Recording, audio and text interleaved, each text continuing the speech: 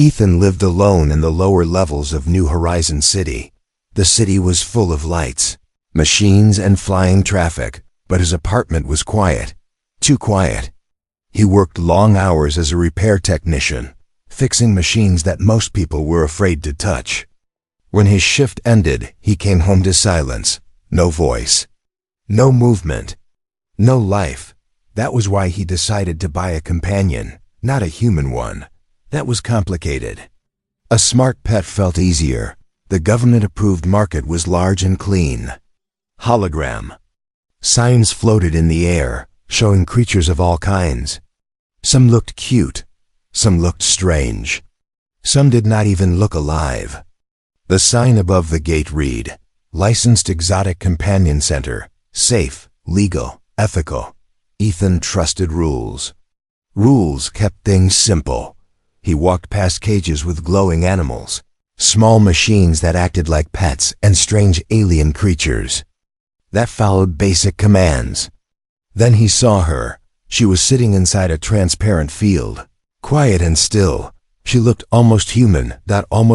She had long silver hair, pale skin, and large eyes that reflected light in a strange way.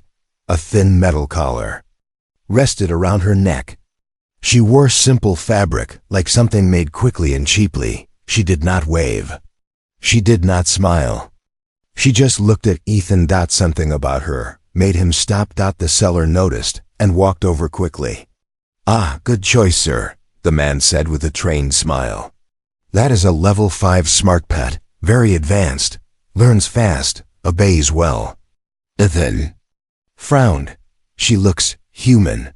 The seller laughed softly. Many customers like that. It makes bonding easier. Don't worry. She is not human, just designed that way. Does she speak? Ethan asked. Only basic sounds at first. The seller replied. But she will learn from you. Follow the care guide, feed her on time, and never remove the collar. Very important. Ethan looked at the girl again. Her eyes followed his movements. Not like an animal watching food, but like someone trying to understand. How much? Ethan asked. The price was high, but Ethan had savings. He told himself this was an investment. A way to fix the emptiness waiting for him at home. He signed the digital papers. Just like that, she became his responsibility. The ride home was silent. She sat in the transport pod across from him, hands resting on her knees. She did not speak. She did not move unless the pod moved. The collar around her neck blinked with a soft blue light. Ethan noticed something strange. She never blinked at random. Only when he looked at her. At his apartment, Ethan showed her inside. This is your space, he said, feeling awkward. You can sit anywhere. She stepped inside carefully, touching the wall with her fingers, as if feeling the material for the first time. Her movements were slow, controlled, almost cautious. Ethan handed her a nutrient bar. Just like the manual said. She studied it, then looked at him, slowly. She copied his movements and took a bite. Her eyes widened slightly, not with hunger, with surprise. That night, Ethan tried to sleep, but he could not. He felt watched. At some point, he opened his eyes. She was standing in the doorway of his room, not moving, not breathing loudly, just standing there. Hey, Ethan said, sitting up fast. You scared me. She tilted her head. He checked the collar display. It showed normal behavior. Go back to the living area, he said gently. She hesitated. Then, she obeyed. Ethan lay back down, but his heart kept beating fast. Something was wrong. The next few days felt strange. She learned too quickly. She understood spoken commands in hours. She copied speech patterns by the second day. She watched news screens, repair videos, even human dramas. Her eyes followed everything with intense focus. On the third day, Ethan caught her fixing a broken food unit. Hey, how did you do that? He asked. She looked at the machine, then at him. No answer. But later that night, as Ethan worked on a datapad, he heard a sound behind him, a soft voice, clear, careful. Perfect. Then, his blood turned cold. He turned slowly. She was standing there, looking directly at him. "Did you just say my name?" he asked. She nodded. "My name," she said again, stronger this time, "is Lyra." Ethan stood up. "That's not possible," he whispered. Lyra touched the collar on her neck. Her eyes showed fear. "I am not a pet," she said quietly. "Please, don't send me back." Outside the apartment, far above the city, a hidden scanner changed color. Alien lifeform detected, and Ethan had no idea that buying a smart pet had just changed his life forever. Ethan did not sleep that night. He sat on the edge of his bed, staring at Lyra.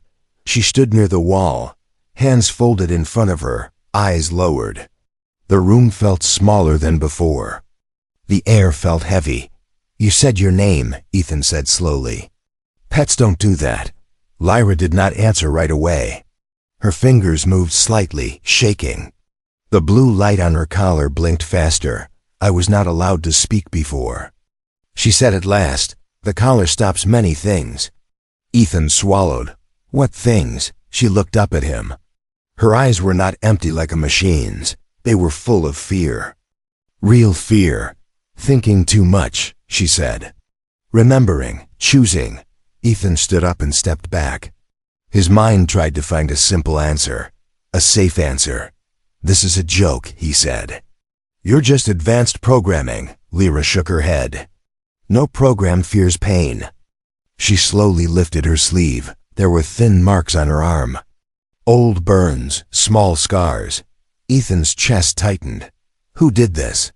he asked. Lyra's voice dropped. "Training centers, markets, owners." "Owners." Ethan turned away and walked to the window. Outside, the city lights moved like nothing had changed. People laughed in the distance. Ships passed above. "You were sold as a pet," he said quietly. "Yes," Lyra replied. "Because my species lost a war." Ethan turned back. "A war with who?" "With many," she said, "including humans." That made him freeze. "My people were labeled dangerous," Lyra continued. "Too intelligent, too emotional. So they made laws. We could be owned." Ethan felt sick. The collar on her neck suddenly beeped. Lyra gasped and fell to her knees. Ethan rushed forward. "What's happening?" "The collar heard too much," she said through pain. "I should not explain." The blue light turned red. Lyra cried out softly, her body shaking. "Stop!" Ethan shouted, grabbing the datapad that came with the pet guide. He searched fast, his hands shaking. "Behavior control. Manual override. Owner only." He pressed it. The collar went quiet. Lyra collapsed forward, breathing hard. Ethan caught her before she hit the floor. For the first time, she touched him without command. "I'm sorry," Ethan whispered. "I didn't know." Lyra looked up at him. "Most owners don't care to know." That hurt more than he expected. Ethan helped her sit on the couch. He brought her water, though he did not know if she needed it. She accepted it anyway. "Why didn't the seller tell me?" Ethan asked. Lyra gave a sad smile. "Would you have bought me if he did?" Ethan had no answer. Later that day, Ethan called the market support line. "Hello," he said carefully. "I believe my smart pet is malfunctioning. It speaks full sentences." There was a pause. Then the voice replied, calm and cold. "Sir, please state the pet's serial number." Ethan looked at Lyra. She shook her head slowly. "No," Ethan said. "Never mind. I'll handle it." He ended the call. That was when he noticed something else. His apartment screen showed a small alert in the corner. "Unusual data activity detected." "Lyra," Ethan said, "have you been using my systems?" She nodded. "Only listening." "To what?" "To humans," she said. "To understand you." That night, Lyra asked a question. "Why did you stop the collar?" She asked. Ethan thought for a moment. "Because it was hurting you." "But you are allowed to," she said. You are my owner. Ethan shook his head. I don't want to be. Lyra looked confused. Then what am I? Ethan hesitated. Then he said, a guest. Until we figure this out. Her eyes widened slightly. In my culture, Lyra said, a guest is protected. Ethan smiled weakly. Then you're safe here. But safety did not last long. Late that night, the lights flickered. A low hum passed through the building. Lyra stood up fast. They found me, she whispered. Who? Ethan asked. The scanners, she said. They searched for my biology. Outside, far above the city, a patrol drone changed direction. Inside Ethan's apartment, a red warning appeared on the wall screen. Alien signal trace. Level 2 Lyra. Looked at Ethan. If they come, she said softly, they will take me back. Or erase me. Ethan clenched his fists. He had bought a smart pet to feel less alone. Instead, he had become the only thing standing between an alien girl and a system that owned her. And the system was already knocking. Warning stayed on the screen all night. Ethan did not turn it off.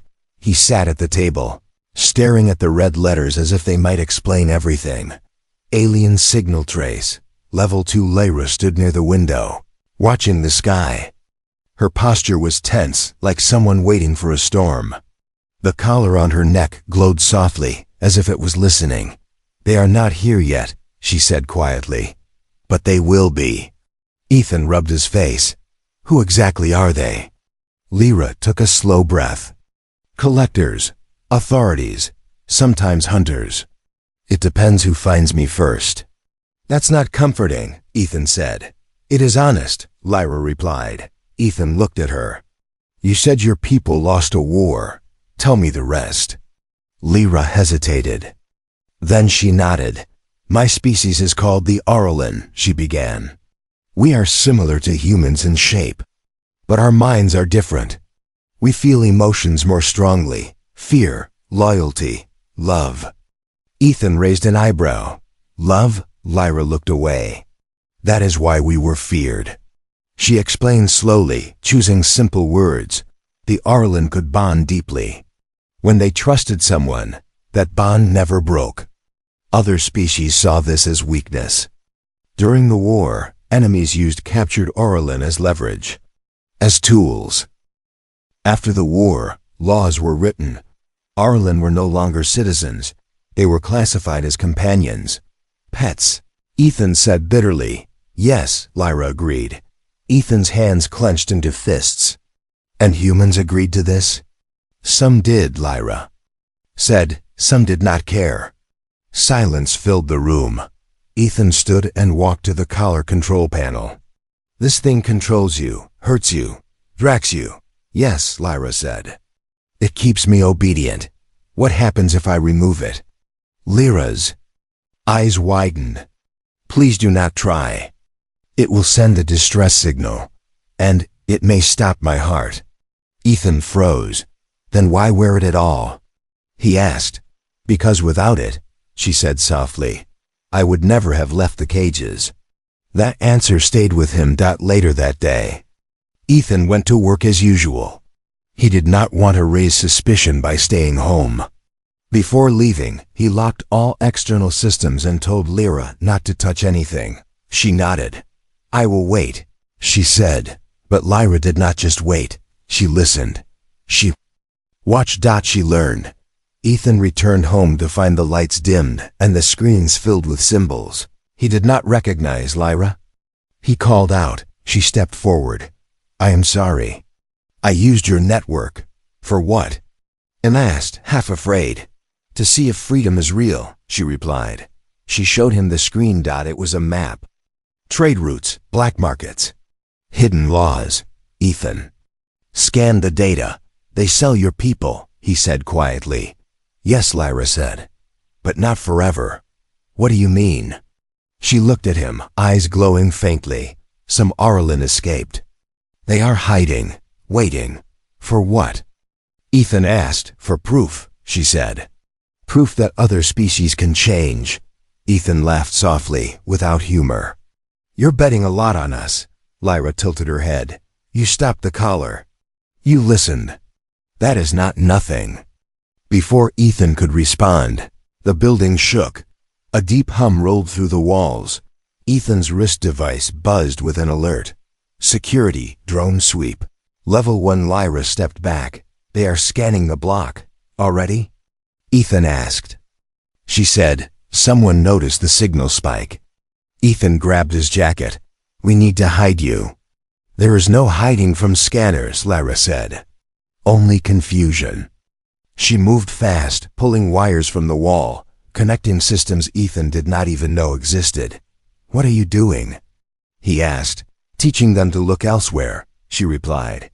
The lights went out, then came back on. Outside, a drone hovered. Near the window. Its lens scanned the apartment. Lyra stood perfectly still. The collar glowed bright blue. Ethan held his breath. Seconds passed. Then the drone moved on. Ethan exhaled hard. That was too close. Yes, Lyra said. Next time. They will be closer. Ethan looked at her. So what happens now? Lyra hesitated. Now you must choose. Choose what? She met his eyes. Return me and stay safe, or keep me and become my enemy. Ethan thought about his empty apartment, his quiet life, his trust in rules. Then he thought about cages. He shook his head. I won't give you back. Lyra's eyes softened. Then you should know something. What? She stepped closer. My kind does not forget kindness. Ethan felt a strange chill. Outside the city, far beyond human space, a silent ship changed course. Its destination was Earth, and its reason was Lyra. The silence after the drone left was worse than the noise. Ethan stood still, listening. His heart beat so loud he felt sure someone could hear it through the walls. Lyra had moved to the darkest corner of the room, her body tense, eyes focused. They will return, she said. They always do. Ethan forced himself to breathe. Then we leave first. Lyra looked at him. Leave where? I don't know, he replied. But staying here is no longer safe. Ethan opened his storage unit and pulled out an old travel bag. He had not used it in years. He packed fast tools, clothes, power cells, cache chips. His hands shook, but his mind felt strangely clear. Lyra watched him. You are choosing exile, she said. Ethan gave a short laugh. I've fixed broken machines my whole life. Guess now I'm breaking rules. Before Lyra could answer, apartment lights turned red. A sharp tone filled the room. Official notice. Property inspection in progress. And froze. That was fast, he whispered. Lyra's collar flashed yellow. She grabbed her neck, gasping. They are forcing a lock, she said. Remote control. Ethan ran to her side. Can you block it? For seconds, she said, not minutes. Heavy steps echoed in the hallway outside. Ethan opened the back maintenance panel in the wall. There's a service tunnel. It leads to the lower transit lines. Lyra hesitated. If they scan me there, I know, Ethan said. But it's better than a cage. The door to the apartment shook as something heavy hit it. Open in the name of the interstellar. Control authority, a loud voice ordered. Ethan pushed Lyra into the tunnel. The metal was cold and narrow. He followed, sealing the panel just as the apartment door burst open. Light flooded the room behind them. They crawled through the tunnel, metal scraping under their hands. Lyra's breathing grew fast. The collar glowed bright orange. They are tightening control, she whispered. Ethan stopped and turned. Look at me, she did. You're not property, he said. You're not alone. The collar flickered for a moment. The light dimmed. They reached the end of the tunnel and dropped into an abandoned transit platform. Old rails stretched into darkness. Warning signs flickered, half broken. A scanner beam swept the platform. Lyra stiffened. Down, Ethan whispered. They pressed against the wall as an authority unit hovered above the tracks. Its metal body hummed, searching. Lyra closed her eyes. Ethan felt a strange pressure in the air, like the world holding its breath. The scanner paused, then moved on. Lyra collapsed against the wall. "I should not be able to do that," she said weakly. "Do what?" Ethan asked. "Disrupt their search," she replied. "The collar limits me, but when you speak to me like that, it weakens." Ethan stared at her. "You mean kindness?" Lyra nodded. "Human emotion interferes with the control systems." That thought scared him more than the drones. They moved along the tracks until they reached an old cargo elevator. Ethan powered it with his tools. It groaned to life and carried them deeper underground as they descended. Lyra spoke again. "They will label you a criminal now," she said. "You helped a restricted species." Ethan shrugged. "Wouldn't be the first broken rule today." The elevator stopped with a loud thud. They stepped into a hidden district. Old markets, forgotten tech, people who avoided official systems. Faces turned toward them, curious and cautious. Lyra pulled her hood lower. A man at a stall looked at her. Collar and went pale. "You shouldn't be here," he whispered to Ethan. "They'll burn this place if they find her." Ethan met his eyes. "Then help me hide her." The man hesitated, then nodded. "Basement level. No scanners." As they moved, Lyra slowed. "Ethan," she said quietly. "Yes?" "If you leave now, they may still forgive you." Ethan stopped walking. He turned to her. "I didn't save you so I could abandon you." Lyra stared at him. In her culture, no one chose danger for another without bond. Something changed in her eyes. Above the city, authority alerts spread across the network. Human male aiding restricted alien status. WNTD below, in the forgotten tunnels. Ethan and Lyra disappeared into the shadows, and the system realized something terrifying. A human had chosen compassion over control, and that made him dangerous. The basement was quiet. Too quiet. Old pipes ran along the walls, dripping water in slow, steady drops. A single yellow light flickered above, casting long shadows.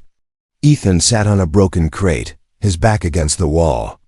Lyra stood nearby, still and alert, listening to sounds only she could hear. "They will not scan this place," Lyra said. "Not yet," Ethan nodded. His hands were dirty, his jacket was torn. His normal life already felt far away. "You don't look scared," Lyra said. "I am," Ethan replied. "I just don't see a better option." She tilted her head. "Most humans choose safety." "Most humans don't see what I've seen," he said. Lyra watched him carefully. "You saw the collar hurt me." "Yes, you saw the truth." "Yes." She stepped closer. "Then I must tell you something else." Ethan looked up. "I'm listening." Lyra sat on the floor across from him. Slowly, she placed her hand flat against her chest. "My species forms bonds," she said. "Not like friendship. Not like ownership. When we choose someone, it becomes permanent." Ethan frowned. "Permanent how?" "If you betray me," she said, "it will break me. If you protect me, I will protect you. Always." Ethan felt his throat tighten. "That's a lot of trust," he said quietly. Lyra nodded. "That is why it is rare." Silence passed between them. Ethan stood up and paced the room. "If I keep helping you, I'll lose my job, my records, everything." Lyra did not look away. "I know." "And if I stop," Ethan continued, "you go back to a cage." "Yes." Ethan stopped walking. He looked at her. "Then this isn't a real choice," he said. Lyra's eyes widened. "You choose me?" "I choose what's right," Ethan replied, "even if it ruins me." Something happened then, the collar around. Lyra's neck flickered. For the first time, it did not respond to command. Lyra gasped, placing a hand on it. "The control signal is weaker," Ethan stared. "Why?" "Because," Lyra said softly, "I just bonded." The words hit him like a wave. "You bonded with me?" Ethan asked. "Yes," she said. You did not command. You did not demand. You chose. The basement lights flickered outside, far above them. Scanners hesitated. In that moment, something ancient and powerful shifted. Later, Ethan shared what little food he had. He watched Lyra taste human meals with curiosity. She smiled an awkward, honest smile. "This is inefficient nutrition," she said. Ethan laughed. "Welcome to human food." For the first time since meeting her, he felt normal. Then Lyra grew serious again. "They will not stop searching," she said. "And soon, my people will arrive." "Your people?" Ethan asked. "Yes," she replied. "They detected the bond." Ethan stiffened. "Is that bad?" Lyra shook her head. "For them, it is." "Impossible." "What is?" "That a human would bond with an Aurelin without control," she said. "It challenges everything they believe." Ethan leaned back against the wall. "Great, so now I'm a problem for two governments." Lyra's lips curved slightly. "You are very human." The ground trembled softly. Distant engines echoed through the tunnels. Lyra stood up fast. "That is not authority tech." Ethan's blood ran cold. "Then what is it?" Lyra looked upward. "Aurelin ship. Small. Fast." "They're here already?" Ethan asked. "Yes," she said. "And they will demand my return." "And if you say no?" Lyra met his eyes. "They will not understand." Ethan clenched his fists. "Then we make them understand." Lyra reached out and touched his arm.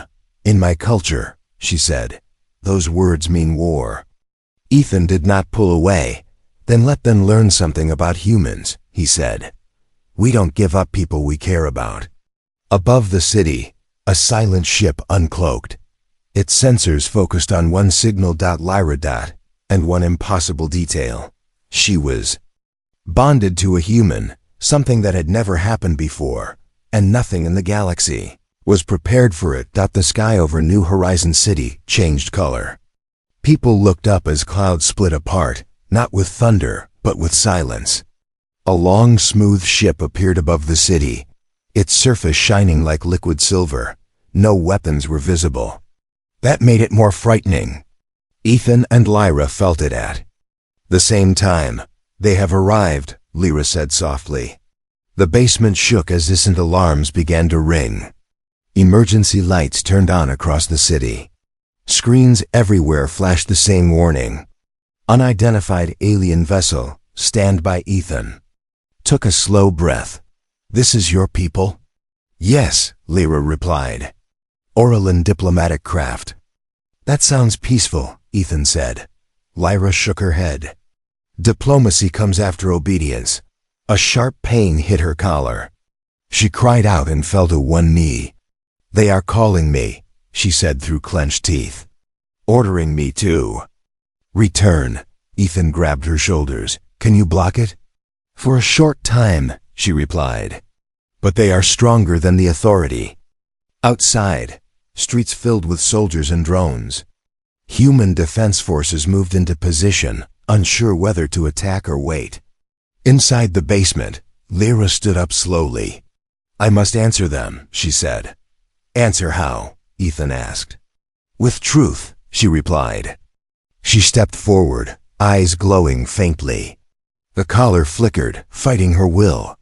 A beam of light formed in the air, creating a holographic image. Tall figures appeared, Aurelin leaders, calm and distant. "Lyra of the seventh line, 1. Side, you are in violation of galactic law. Return immediately." Lyra lifted her chin. "I refuse." The leaders paused. "That word is not in your species' legal vocabulary," another replied. "It is now," Lyra said. Ethan stepped beside her. Aurelin eyes shifted to him. "A human," one said flatly. "Release our asset." Ethan felt fear, but he did not move. "She's not an asset," he said. "She's a person." The leaders were silent for several seconds. "Humans label many things as people," one replied. "Ownership laws exist for stability." Ethan clenched his fists. Slavery exists for control. The word caused a visible reaction.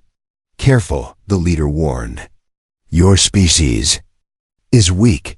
Lyra turned toward Ethan. This is the moment, she said quietly. Ethan nodded. Lyra faced the hologram again. I am bonded. The leader stiffened. That is impossible, one said. I chose, Lyra continued.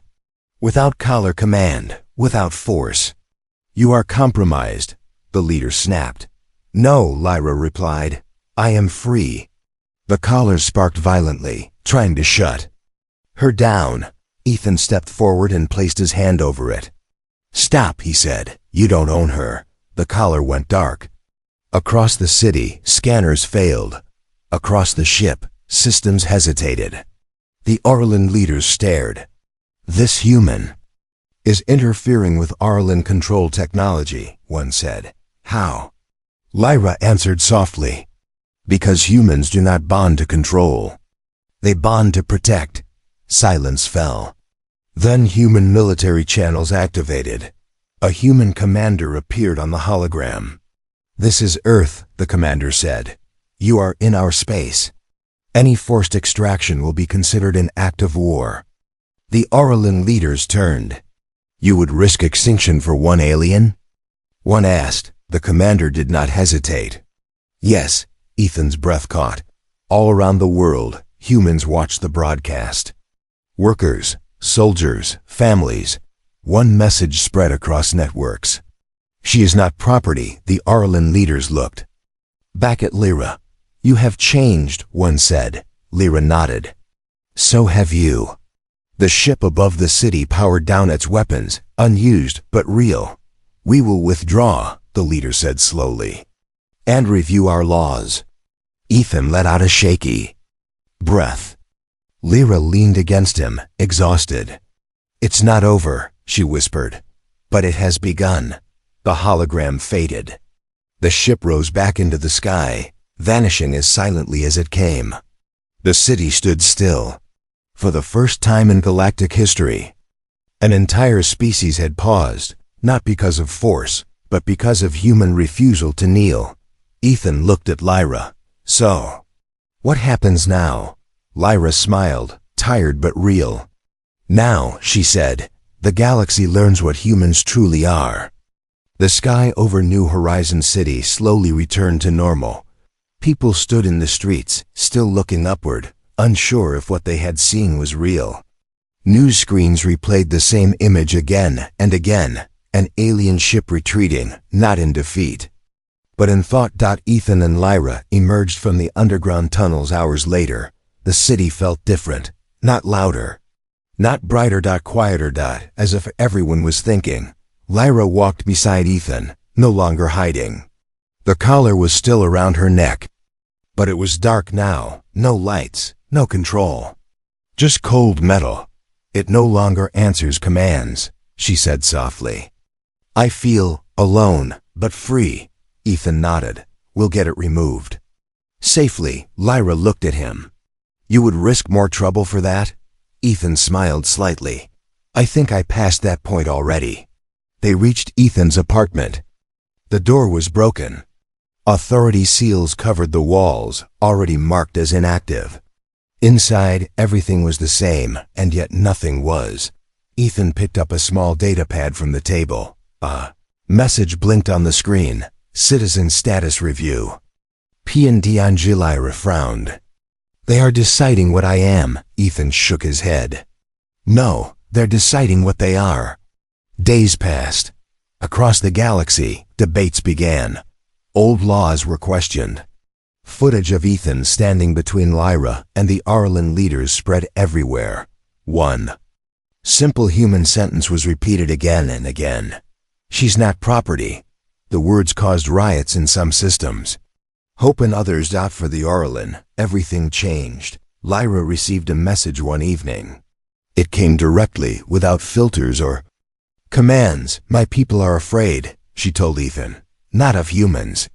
Of themselves. Ethan leaned back in his chair. Change usually scares people. Yes, Lyra said. But they are listening. A week later, a small ship landed outside the city. Not a warship. Not a patrol craft. A diplomatic shuttle. Lyra and Ethan stood together as Arlen representatives approached. They did not wear control devices. They did not carry weapons. One stepped forward and bowed slightly. "We recognize Lyra of the 7th line," the Arlen said, as an independent being. Lyra's breath caught. "The companion laws are suspended," the Arlen continued, "pending full removal." Ethan felt his chest tighten. Lyra stepped forward. "What about the others?" The Arlen paused. "They will follow." Silence hung in the air. Lyra reached up and touched her collar. Slowly, carefully, she removed it herself. Nothing happened. No pain. No alarms. She held the collar in her hands, then let it fall to the ground. It hit the stone with a quiet sound. That sound echoed across the world. Later, as the sun set, Ethan and Lyra sat on the roof of the building, watching the city lights come alive. "What will you do now?" Ethan asked. Lyra thought for a long moment. "I will stay, learn, help others like me." Ethan nodded. "You always have a place here." Lyra looked at him. "In my culture, family is chosen by action." Ethan smiled. "Sounds human to me." Above them, stars filled the sky. Somewhere among them, old powers were shifting. Old rules were breaking, not because of weapons. Not because of conquest, but because one human refused to treat a life as an object. And because one alien girl believed him. In the end, humanity did not prove it was the strongest species. It proved something far more dangerous, that it could care. And once humans care, the galaxy never forgets.